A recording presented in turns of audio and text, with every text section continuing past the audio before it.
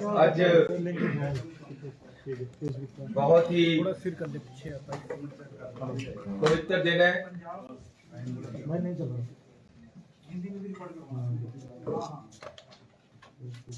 सतगुरु नानक प्रगटिया मिट्टी धुंध जग चानण हुआ।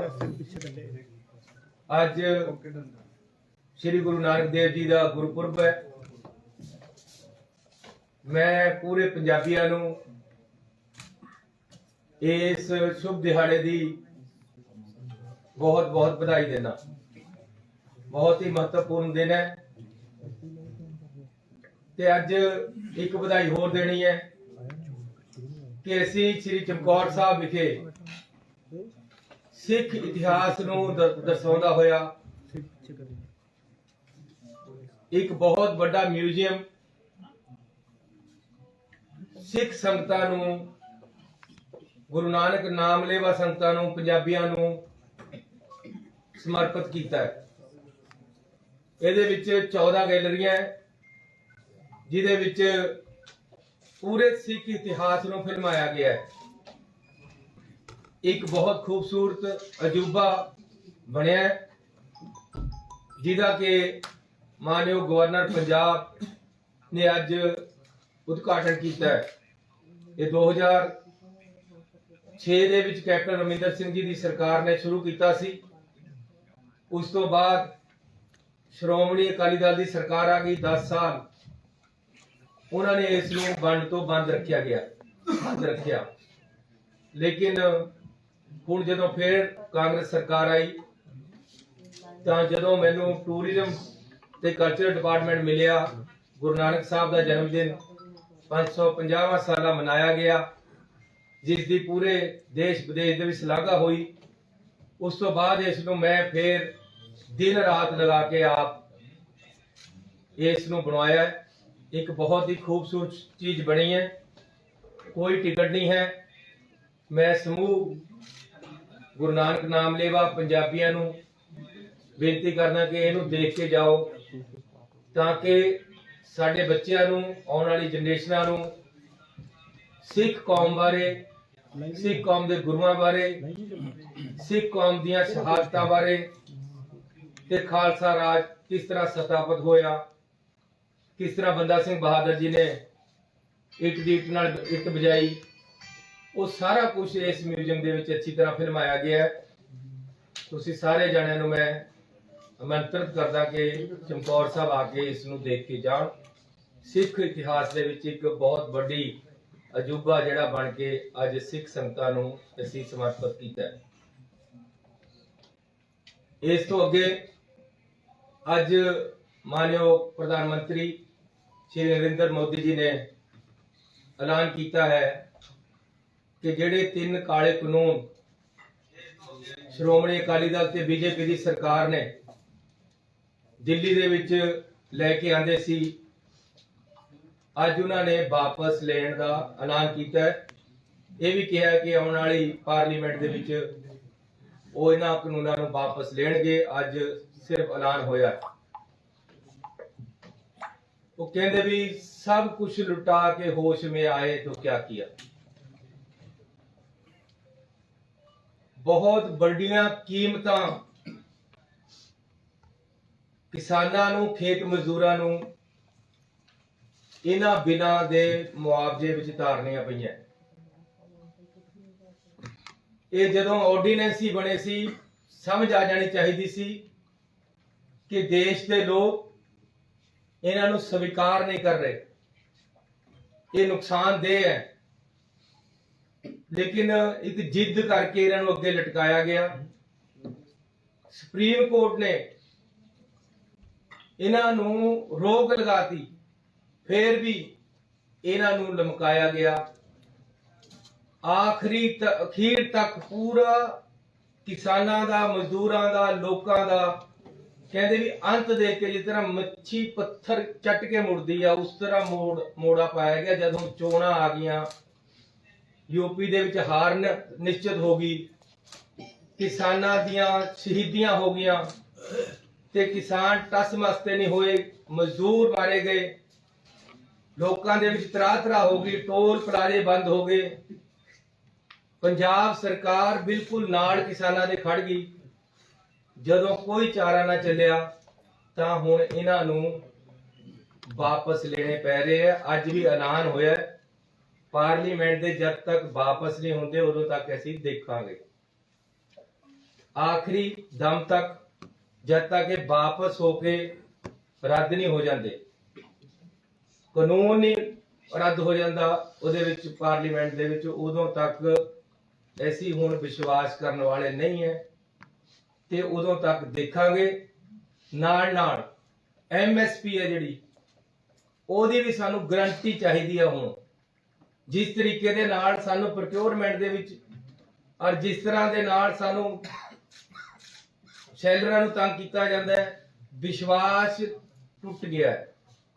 ਇਹਨੂੰ ਜੋੜਨ ਵਾਸਤੇ MSP ਹੈ ਜਿਹੜੀ, ਇਹਨੂੰ ਸਟੈਚੂਟਰੀ ਪ੍ਰੋਵੀਜ਼ਨਸ ਦੇ ਵਿੱਚ ਲੈ ਕੇ ਬਾਈ ਲਾਅ ਸਾਨੂੰ MSP ਮਿਲਣੀ ਚਾਹੀਦੀ ਹੈ। ਇਹ ਵੀ ਨਾਲ ਹੋਣਾ ਚਾਹੀਦਾ ਜਦੋਂ ਇਹ ਕਾਨੂੰਨ ਰੱਦ ਕਰਨ ਦਾ ਕਾਨੂੰਨ ਆਣਾ। ਇਹਦੀ ਜਿਹੜੀ ਸ਼ੁਰੂਆਤ ਹੈ, ਜਦੋਂ ਪ੍ਰਧਾਨ ਮੰਤਰੀ ਜੀ ਨੇ 30 ਮਈ 19 ਨੂੰ ਸਹੁੰ ਚੱਕੀ, ਉਸੇ ਦਿਨੇ ਨੀਤੀ ਆਯੋਗ ਦਾ ਏਜੰਡਾ ਜਾਰੀ ਕਰਤਾ।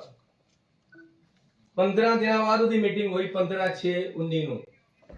ਉਹਦੇ ਵਿੱਚ ਰੀਸਟਰਕਚਰਿੰਗ ਆਫ ਐਗਰੀਕਲਚਰ ਸੈਕਟਰ ਦਾ ਏਜੰਡਾ ਜਾਰੀ ਹੋ ਕੇ 15/6/19 ਨੂੰ ਇਹਦੀ ਨੀਂਹ ਰੱਖਤੀ ਉਹਨਾਂ ਨੇ। ਇੱਕ ਸੋਚੀ ਸਮਝੀ ਸਾਜ਼ਿਸ਼ ਦੇ ਨਾਲ ਦੇਸ਼ ਨੂੰ ਪਾੜਨ ਵਾਸਤੇ ਔਰ ਦੇਸ਼ ਦੀ ਕਿਸਾਨੀ ਨੂੰ ਡਾਊਨ ਕਰਨ ਵਾਸਤੇ। ਪੰਜਾਬ ਖੇਤੀ ਪ੍ਰਧਾਨ ਸੂਬਾ ਹੈ, ਜੇ ਸਾਤੋਂ ਖੇਤੀ ਹੀ ਖੋਹ ਲਈ ਜੇ ਗਈ ਤਾਂ ਉਹਨਾਂ ਨੂੰ ਪਤਾ ਹੈ ਕਿ ਇਹਨਾਂ ਤੋਂ ਖੇਤੀ ਇਹਨਾਂ ਦੀ ਕਮਜ਼ੋਰ ਕਰ ਦੋ। ਇਹ ਕਮਜ਼ੋਰ ਹੋ ਜਾਣਗੇ। ਸਾਡੀ ਖੇਤੀ ਨੂੰ ਕਮਜ਼ੋਰ ਕਰਕੇ ਪੰਜਾਬ ਨੂੰ ਕਮਜ਼ੋਰ ਕਰਨ ਦੀ ਇੱਕ ਸੋਚੀ ਸਮਝੀ ਔਰ ਵੱਡੀ ਸਾਜ਼ਿਸ਼ ਸੀ, ਜਿਹੜੀ ਤੋਂ ਕੇਂਦਰ ਸਰਕਾਰ ਨੂੰ ਪਿੱਛੇ ਹਟਣਾ ਪਿਆ ਹੈ। ਤੇ ਅੱਜ ਮੈਂ ਕਿਸਾਨੀ ਸੰਘਰਸ਼ ਨੂੰ, ਕਿਸਾਨਾਂ ਦੀਆਂ ਯੂਨੀਅਨਾਂ ਨੂੰ, ਖੇਤ ਮਜ਼ਦੂਰਾਂ ਦੀਆਂ ਯੂਨੀਅਨਾਂ ਨੂੰ, ਪੰਜਾਬ ਔਰ ਹਿੰਦੁਸਤਾਨ ਦੇ ਲੋਕਾਂ ਨੂੰ, ਡੈਮੋਕ੍ਰੈਟਿਕ ਸਿਸਟਮ ਨੂੰ ਸ਼ਾਬਾਸ਼ੀ ਦੇਣਾ ਚਾਹੁੰਦਾ ਕਿ ਲੋਕਤੰਤਰ ਦੇ ਵਿੱਚ ਲੋਕਤੰਤਰ ਦੀ ਜਿੱਤ ਹੋਈ ਹੈ, ਲੋਕਾਂ ਦੀ ਜਿੱਤ ਹੋਈ ਹੈ, ਕਿਸਾਨੀ ਸੰਘਰਸ਼ ਦੀ ਜਿੱਤ ਹੋਈ ਹੈ, ਸੰਯੁਕਤ ਮੋਰਚੇ ਦੀ ਜਿੱਤ ਹੋਈ ਹੈ, ਖੇਤ ਮਜ਼ਦੂਰ ਦੀ ਜਿੱਤ ਹੋਈ ਹੈ, ਦੇਸ਼ ਦੇ ਹਰ ਨਾਗਰਿਕ ਦੀ ਜਿੱਤ ਹੋਈ ਹੈ। ਤੇ सच्चाई नितर के ऊपर आई है। ਜਿਹੜੇ ਲੋਕ डिस्टर्ब करना चाहते सी, पाड़े पाਉਣਾ ਚਾਹੁੰਦੇ ਸੀ, ਵੋਟਾਂ ਦੀ ਰਾਜਨੀਤੀ ਕਰਦੇ, ਉਹਨਾਂ ਨੂੰ ਪਿੱਛੇ ਹਟਣਾ ਪਿਆ। ਲੇਕਿਨ ਦੇਰ ਆਏ ਦੁਰਸਤ ਆਏ। ਇਹ ਜਿਹੜਾ ਕੁਝ ਇਸ ਦੇ ਨਾਲ ਮੈਂ ਇਹ ਵੀ ਕਹਿਣਾ ਚਾਹੁੰਦਾ ਕਿ ਆਪਣੇ ਆਪ ਨਹੀਂ ਹੋਇਆ। ਸ਼੍ਰੋਮਣੀ ਅਕਾਲੀ ਦਲ ਨੇ ਮੋਢਾ ਦਿੱਤਾ, ਉਹਨਾਂ ਨੂੰ ਇਹ ਵਿਸ਼ਵਾਸ ਦਵਾਤਾ ਕਿ ਜੀ ਕਿਸਾਨੀ ਸਾਡੇ ਨਾਲ ਹੈ ਤੇ ਅਸੀਂ ਤੁਹਾਡੇ ਨਾਲ ਹੈ, ਸਾਡੀ ਮਿਨਿਸਟਰੀ ਹਰੀ ਰਹੇ। ਕਦੇ ਇਹ ਕਾਨੂੰਨ ਨਹੀਂ ਆਣੇ ਸੀ ਜੇ ਪੰਜਾਬ ਔਰ ਦੇਸ਼ ਦੀ ਕਿਸਾਨੀ ਦੇ ਨਾਮ ਤੇ ਸ਼੍ਰੋਮਣੀ ਅਕਾਲੀ ਦਲ ਉਹਨਾਂ ਨੂੰ ਮੋਢਾ ਨਾ ਦਿੰਦਾ।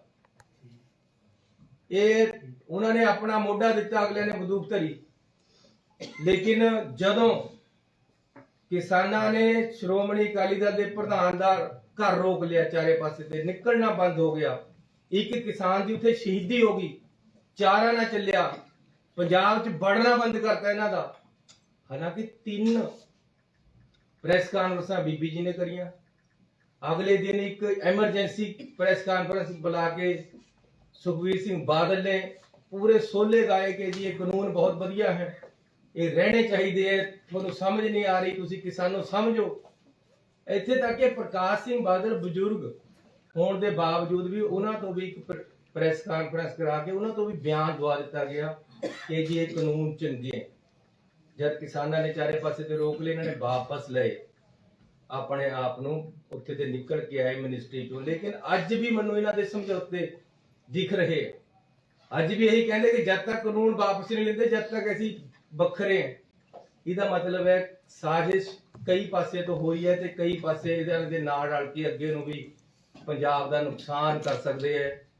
ਇਸ ਲਈ ਮੈਂ ਆਮ ਆਦਮੀ ਵਾਲਿਆਂ ਨੂੰ ਬੇਨਤੀ ਕਰਨਾ ਚਾਹੁੰਦਾ ਕਿ ਤੁਸੀਂ ਅੱਜ ਵੀ ਸੋਲੇਗਾ ਤੇ ਕਿ ਜੀ ਇਹ ਕਾਨੂੰਨ ਰੱਦ ਹੋਏ ਆ, ਇਹਦੇ ਚ ਇੰਨੇ ਬੰਦੇ ਮਰ ਗਏ ਆ, ਇਹ ਹੋਇਆ ਉਹ ਹੋਇਆ।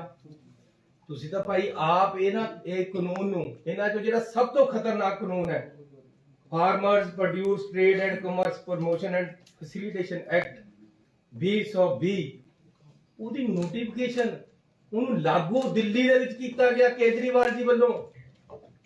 ਮੈਂ ਉਹਨਾਂ ਨੂੰ ਬੇਨਤੀ ਕਰਨਾ ਚਾਹੁੰਦਾ ਹਾਂ ਕਿ ਕੇਂਦਰ ਸਰਕਾਰ ਨੇ ਰੱਦ ਕਰਨੇ ਦਾ ਐਲਾਨ ਕਰਤਾ ਹੈ, ਕਿਰਪਾ ਤੁਸੀਂ ਵੀ ਕਰੋ। ਇਸ ਤੋਂ ਪਹਿਲਾਂ ਕਿ ਪਾਰਲੀਮੈਂਟ ਬੁਲਾ ਕੇ ਨਰਿੰਦਰ ਮੋਦੀ ਜੀ ਨੂੰ ਰੱਦ ਕਰਨ, ਆਪਣੇ ਉੱਪਰੋਂ ਕਾਲਖ ਲਾ ਲਓ ਤੇ ਨੋਟੀਫਿਕੇਸ਼ਨ ਰੱਦ ਕਰਕੇ ਇਹਨਾਂ ਨੂੰ ਰੱਦ ਕਰ ਦਿਓ ਜਿਹੜਾ ਤੁਸੀਂ ਕੀਤਾ ਹੋਇਆ। ਇਹ ਕਾਨੂੰਨ ਤਾਂ ਆਮ ਆਦਮੀ ਪਾਰਟੀ ਨੇ ਵੀ ਫੈਸਿਲਿਟੇਟ ਕੀਤੇ, ਉਹਨਾਂ ਨੇ ਨੋਟੀਫਿਕੇਸ਼ਨ ਕਰਕੇ ਦਿੱਲੀ ਦੇ ਵਿੱਚ ਲਾਗੂ ਕੀਤੇ ਹੈ, ਤੇ ਇੱਥੇ ਆ ਕੇ ਕਹਿੰਦੇ ਜੀ ਅਸੀਂ ਇਹਨਾਂ ਕਾਨੂੰਨਾਂ ਦੇ ਖਿਲਾਫ ਹੈ। ਵੋਟਾਂ ਲੈਣੀਆਂ ਕਿਸਾਨਾਂ ਦੀਆਂ, ਦਿੱਲੀ ਦੇ ਵਿੱਚ ਕਿਸਾਨਾਂ ਨੂੰ ਪਾਣੀ ਫ੍ਰੀ ਨਹੀਂ ਦਿੰਦੇ, ਬਿਜਲੀ ਫ੍ਰੀ ਨਹੀਂ ਦਿੰਦੇ, ਇੱਥੇ ਆ ਕੇ ਕਹਿੰਦੇ ਅਸੀਂ ਵੋਟਾਂ ਲੈਣੀਆਂ। ਲੇਕਿਨ ਮੈਂ ਕਹਿੰਦਾ ਇਹਨਾਂ ਤੋਂ ਵੋਟਾਂ ਦੀ ਰਾਜਨੀਤੀ ਨਹੀਂ ਹੋਣੀ ਚਾਹੀਦੀ। ਇਹ ਰਾਜਨੀਤਿਕ ਗੱਲ ਨਹੀਂ ਹੈ, ਇਹ ਸਮਾਜ ਔਰ ਦੇਸ਼ ਦੀ ਏਕਤਾ, ਅਖੰਡਤਾ, ਕਿਸਾਨੀ ਜਿਹੜਾ ਕਿ ਸਾਡਾ ਅੰਨਦਾਤਾ ਹੈ, ਉਸ ਨੂੰ ਭਿਖਾਰੀ ਬਣਾਉਣ ਦੀ ਜਿਹੜੀ ਸੋਚ ਹੈ, ਉਸ ਦੇ ਖਿਲਾਫ ਇਹ ਸੰਘਰਸ਼ ਜਿਹੜਾ ਹੋਇਆ ਸੰਯੁਕਤ ਮੋਰਚਾ ਦਾ, ਅੱਜ ਉਸ ਦੀ ਜਿੱਤ ਹੋਈ ਹੈ।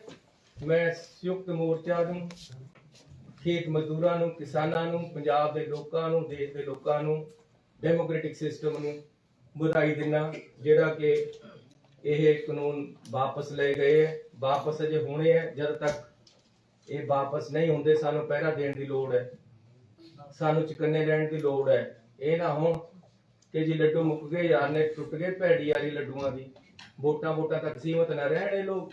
ਇਹ ਕਾਨੂੰਨ ਵਾਪਸ ਤੋਂ ਹੋਣੇ ਹੈ ਤੇ MSP ਜਿਹੜਾ ਉਹ ਕਾਨੂੰਨ ਦੇ ਰੂਪ ਵਿੱਚ ਮਿਲੇ। ਤੇ ਮੈਂ ਬੇਨਤੀ ਕਰਨਾ ਚਾਹੁੰਦਾ ਕਿ ਸਰਕਾਰ ਪੰਜਾਬ ਦੇ ਵਿੱਚ ਕਿਸਾਨ ਹਿਤੈਸ਼ੀ ਹੈ, ਮਜ਼ਦੂਰ ਹਿਤੈਸ਼ੀ ਹੈ, ਹਰ ਵਰਗ ਦੇ ਨਾਲ ਅਸੀਂ ਮਿਲ ਕੇ ਚੱਲਦੇ ਹਾਂ। ਤੇ ਜਿਹੜੇ ਕਿਸਾਨ, ਮੈਂ ਪਹਿਲਾਂ ਐਲਾਨ ਕਰ ਚੁੱਕਿਆ, ਇਹਦੇ ਵਿੱਚ ਸੰਘਰਸ਼ ਦੇ ਵਿੱਚ ਸ਼ਹੀਦ ਹੋਏ ਹੈ, ਇਹ ਕੋਈ ਮੈਂ ਅੱਜ ਨਹੀਂ ਕਹਿ ਰਿਹਾ, ਮੈਂ ਪਹਿਲੇ ਦਿਨ ਤੋਂ ਕਹਿ ਰਿਹਾ, ਤੇ ਅਸੀਂ ਦੇ ਵੀ ਰਹੇ ਨੌਕਰੀਆਂ, ਅਸੀਂ ਸਾਰਿਆਂ ਨੂੰ, ਉਹਨਾਂ ਨੂੰ ਇੱਕ ਪਰਿਵਾਰ ਨੂੰ ਨੌਕਰੀ ਦੇ ਰਹੇ ਦਵਾਂਗੇ।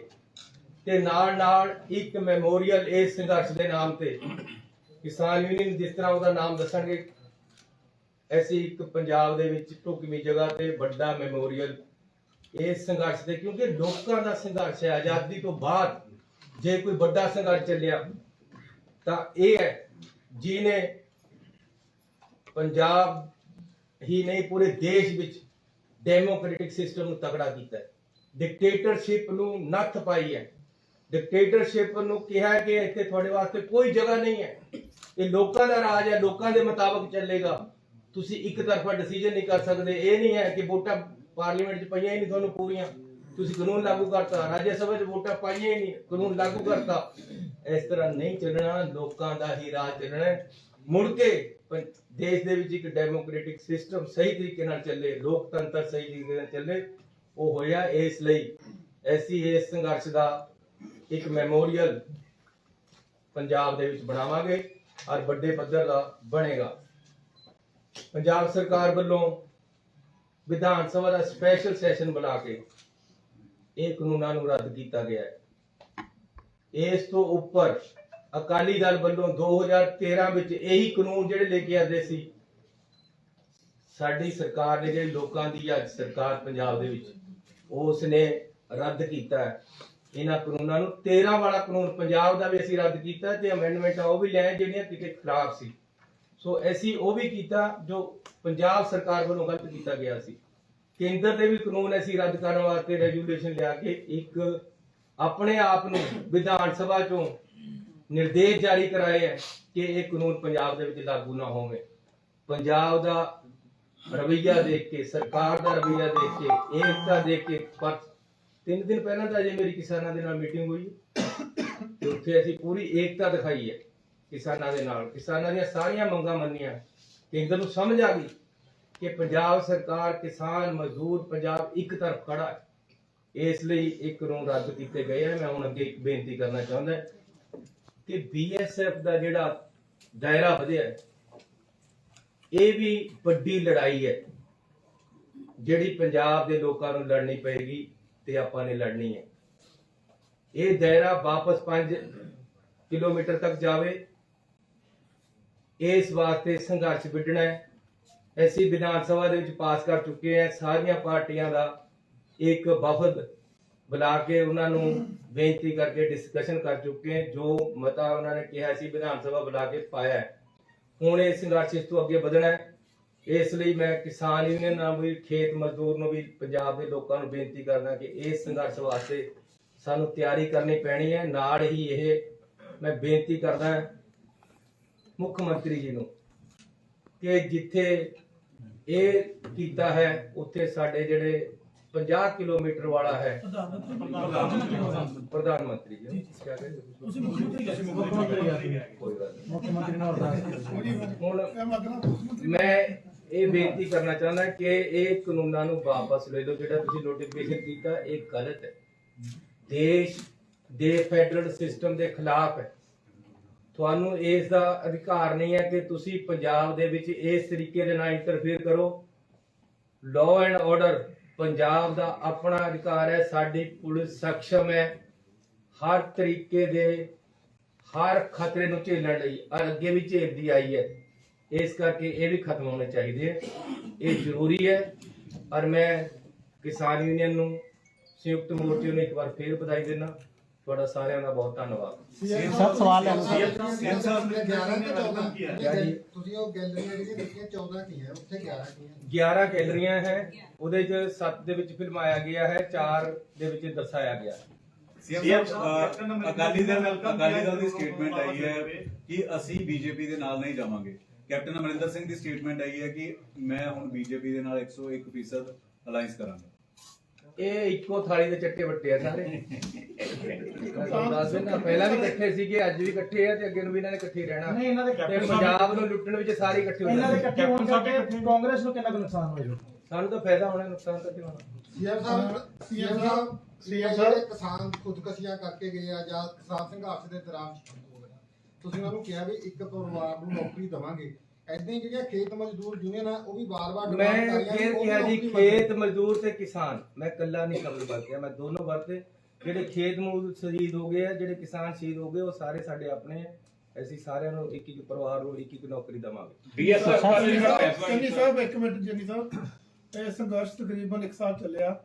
ਉਹ ਸਭ ਤੋਂ ਪਹਿਲਾਂ ਪੰਜਾਬ ਸਟਾਰਟ ਹੋਇਆ, ਰੇਲਾਂ ਰੋਕੀਆਂ ਗਈਆਂ, ਟਰੈਕ ਰੋਕੇ ਗਏ, ਬਹੁਤ ਕੁਝ ਹੋਇਆ। 1 ਸਾਲ ਤੱਕ ਪੰਜਾਬ ਦੇ ਵਿੱਚ ਕਾਰੋਬਾਰ ਇੱਕ ਚੀਜ਼ਾਂ ਅਲੱਗ-ਅਲੱਗ ਠੱਪ ਰਹੀਆਂ, ਬੰਦ ਰਹੀਆਂ, ਔਰ ਉਹਦਾ ਤੁਸੀਂ ਕਿੰਨਾ ਕੁ ਆਕਲਨ ਕਰਦੇ, ਕਿੰਨਾ ਕੁ ਪੰਜਾਬ ਨੂੰ ਦਾ ਨੁਕਸਾਨ ਕਰਨਾ ਪਿਆ? ਸੰਘਰਸ਼ ਬਹੁਤ ਦਾ ਯੋਗਦਾਨ ਪਾਇਆ ਤੇ ਪੰਜਾਬ ਦਾ ਕਿੰਨਾ ਕੁ ਨੁਕਸਾਨ ਹੋਇਆ? ਤੁਹਾਡਾ ਬਿਲਕੁਲ ਅੱਛਾ ਸਵਾਲ ਹੈ, ਮੈਂ ਲਿਖ ਕੇ ਵੀ ਲਿਆਇਆ ਸੀ। ਇਹ ਗੱਲ ਮੈਂ ਜੇ ਬੋਲਣੀ ਹੈ ਕਿ ਕੇਂਦਰ ਸਰਕਾਰ ਜਿੰਨਾ ਨੁਕਸਾਨ ਹੋਇਆ ਸਰਕਾਰਾਂ ਦਾ ਤੇ ਕਿਸਾਨਾਂ ਦਾ, ਉਹਦਾ ਮੁਆਵਜ਼ਾ ਦੇਵੇ। ਕੇਂਦਰ ਸਰਕਾਰ ਇੱਕ ਪੈਕੇਜ ਲੈ ਕੇ ਆਵੇ ਕਿਸਾਨਾਂ ਦੀ ਮੰਦੀ ਹਾਲਤ ਜਿਹੜੀ ਉਹਨਾਂ ਨੇ ਕੀਤੀ ਹੋਈ ਹੈ ਤੇ ਕੀਤੀ ਹੈ, ਉਹਦੇ ਵਾਸਤੇ ਇਹਨਾਂ ਦੇ ਕਰਜ਼ੇ ਮਾਫ ਕਰਨ ਦਾ, ਇਹਨਾਂ ਵਾਸਤੇ ਇੱਕ ਅੱਛਾ ਪੈਕੇਜ ਪੰਜਾਬ ਸਰਕਾਰ ਨੂੰ ਦੇਵੇ ਜਾਂ ਕਿਸਾਨਾਂ ਨੂੰ ਸਿੱਧਾ ਦੇਵੇ, ਜਿਹਦੇ ਨਾਲ ਨੁਕਸਾਨ ਦੀ ਭਰਪਾਈ ਹੋਵੇ। ਮੱਲਮਾ ਲਾਉਣ ਦੀ ਕੋਸ਼ਿਸ਼ ਕਰੇ ਕਿ ਕੇਂਦਰ ਸਰਕਾਰ ਬਹੁਤ ਜ਼ਖਮ ਦਿੱਤੇ ਹੈ ਪਿਛਲੇ ਦਿਨਾਂ ਦੇ ਵਿੱਚ।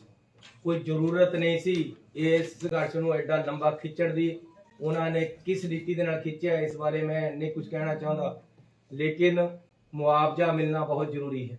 ਇਹ ਕਿੰਨਾ ਨੁਕਸਾਨ ਹੋਇਆ ਪੰਜਾਬ ਸਰਕਾਰ ਦਾ ਕਰੋੜਾਂ ਰੁਪਏ ਦਾ ਨੁਕਸਾਨ ਹੋ ਗਿਆ ਹੈ। ਦੇਖੋ ਤਾਂ ਸਹੀ, ਚਾਰੇ ਪਾਸੇ ਨੁਕਸਾਨ ਹੀ ਨੁਕਸਾਨ ਨੇ।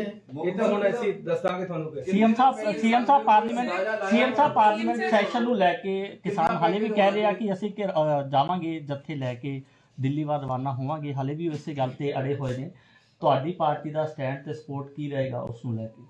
ਦੇਖੋ, ਸਾਡਾ ਸਰਕਾਰ ਦਾ ਵੀ ਦੱਸ ਦੇਣਾ, ਮੈਂ ਪਾਰਟੀ ਦਾ ਵੀ ਦੱਸ ਦੇਣਾ ਕਿ ਸਾਡਾ ਇੱਕ ਹੀ ਏਜੰਡਾ ਹੈ ਕਿ ਅਸੀਂ ਕਿਸਾਨਾਂ ਤੇ ਖੇਤ ਮਜ਼ਦੂਰਾਂ ਦੇ ਪੰਜਾਬ ਦੇ ਹਿੱਤਾਂ ਦੇ ਨਾਲ ਹੈ। ਜਿਵੇਂ ਉਹਨਾਂ ਦਾ ਫੈਸਲਾ ਹੋਏਗਾ ਅਸੀਂ ਉਸ ਤਰ੍ਹਾਂ ਹੀ ਨਾਲ ਖੜੇ। ਕਿਸਾਨ ਅੰਦੋਲਨ ਦੌਰਾਨ ਕਿਸਾਨ ਜਿਹੜੇ ਸ਼ਹੀਦ ਹੋਏ ਨੇ ਉਹਨਾਂ ਨੂੰ ਸ਼ਹੀਦ ਦਾ ਦਰਜਾ ਦਿਵਾਉਣ ਲਈ ਤੁਹਾਡੇ ਵੱਲੋਂ ਕੋਈ ਅਪੀਲ ਦਲੀਲ ਜਿਹੜੀ ਹੈਗੀ ਪੀਐਮ ਮੋਦੀ ਤੱਕ? ਅਸੀਂ ਤਾਂ ਮੰਨਦੇ ਹਾਂ ਉਹਨਾਂ ਨੂੰ ਸ਼ਹੀਦ, ਅਸੀਂ ਉਹਨਾਂ ਤੇ ਕਾਹਨੂੰ ਆਉਣਾ, ਅਸੀਂ ਦੇ ਰਹੇ ਮੁੱਖ ਮੰਤਰੀ ਸਾਹਿਬ ਇੱਕ ਤੁਸੀਂ ਜਿਹੜੀ ਗੱਲ ਕਹੀ BSF ਵਾਲੀ ਬੜੀ ਸੀਰੀਅਸ ਹੈ। ਸਾਰੀਆਂ ਸਿਆਸੀ ਪਾਰਟੀਆਂ ਨੂੰ ਲੈ ਕੇ ਕਿੱਦਾਂ ਦਾ ਸੰਘਰਸ਼ ਤੁਸੀਂ ਸੋਚ ਰਹੇ ਜੇ ਸੜਕ ਤੇ ਆਉਣ ਤੇ ਕਾਨੂੰਨੀ ਲੜਾਈ ਜਾਂ ਪ੍ਰਾਈਮ ਮਿਨਿਸਟਰ ਨੂੰ ਮਿਲਣ? ਸਾਰੀਆਂ ਪਾਰਟੀਆਂ ਦੇ ਨਾਲ ਮਿਲ ਕੇ ਵੀ ਸਲਾਹ ਕਰਾਂਗੇ, ਇਹਦੀ ਰੂਪ ਰੇਖਾ ਤਿਆਰ ਕਰਾਂਗੇ। ਅਜੇ ਅਸੀਂ ਸੁਪਰੀਮ ਕੋਰਟ 'ਚ ਜਾ ਰਹੇ ਹਾਂ, ਵਕੀਲ ਕਰ ਲਏ ਹੈ, ਕੋਰਟ ਦੇ ਵਿੱਚ ਕੇਸ ਪਾ ਰਹੇ ਹੈ ਤੇ ਨਾਲ ਜੇਕਰ ਨਹੀਂ ਮੰਨਣਗੇ ਤਾਂ ਸੰਘਰਸ਼ ਦੀ ਰੂਪ ਰੇਖਾ ਤਿਆਰ ਕੀਤੀ ਜਾਏਗੀ। ਸੀਐਮ ਸਾਹਿਬ ਸਰ ਇੱਕ ਤੁਸੀਂ ਐਲਾਨ ਕੀਤਾ ਸੀ ਕਿ 5.5 ਰੁਪਏ ਰੇਤੇ ਦਾ ਫੁੱਟ ਤੈਅ ਕੀਤਾ ਗਿਆ, ਪਰ ਉਹ ਤੁਹਾਡੇ ਜ਼ਿਲ੍ਹੇ 'ਚ ਮਹਿੰਗਾ ਪਤਾ ਕਿਆ ਜੀ, ਅੱਜ ਫੇਰ ਕਿਸ ਟਾਈਮ ਸਰ ਜ਼ਰੂਰੀ ਹੈ ਜੀ ਸਰ ਤੁਹਾਡੇ ਤੁਸੀਂ ਜਿਹੜੀ ਆਪ ਮਰਜ਼ੀ ਕਰ ਲਿਓ, ਲੇਕਿਨ ਅੱਜ ਫੇਰ ਸਰ ਮੁੰਡਾ ਟੈਕਸ ਵੀ ਲਿਆ ਜਾ ਰਹੀ ਡਾਇਵਰਟ ਹੋ ਜਾਏਗੀ ਸਾਰੇ ਗੱਲ, ਕੁਝ ਨਹੀਂ ਰਹੇਗਾ, ਫਿਕਰ ਨਾ ਕਰੋ।